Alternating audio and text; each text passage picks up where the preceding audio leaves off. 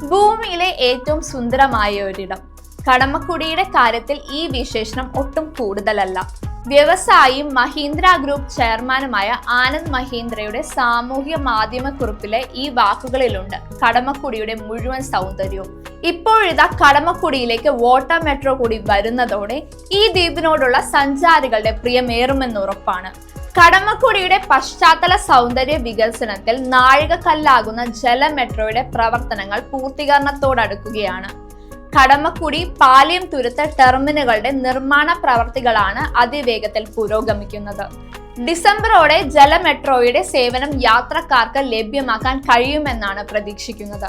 പിഴല, കോതാട്, ചെന്നൂർ, ചരിയം തുരുത്ത്, മൂലംപിള്ളി ടെർമിനലുകൾക്കായുള്ള സ്ഥലമെടുപ്പ് നടപടികൾ പൂർത്തിയാക്കി ടെൻഡർ നടപടികളിലേക്ക് കടന്നിട്ടുണ്ട്. High court, Fort Kochi, Vypin, South Chittoor, Cheranallur, Eloor, Vyttila, Kakkanad എന്നീ ടെർമിനലുകളിലാണ് വാട്ടർ മെട്രോ സർവീസ് നടത്തുന്നത്. സൗത്ത് ചിറ്റൂരിൽ നിന്നായിരിക്കും കടമക്കുടിയിലേക്കുള്ള വാട്ടർ മെട്രോ സർവീസ് തുടങ്ങുക.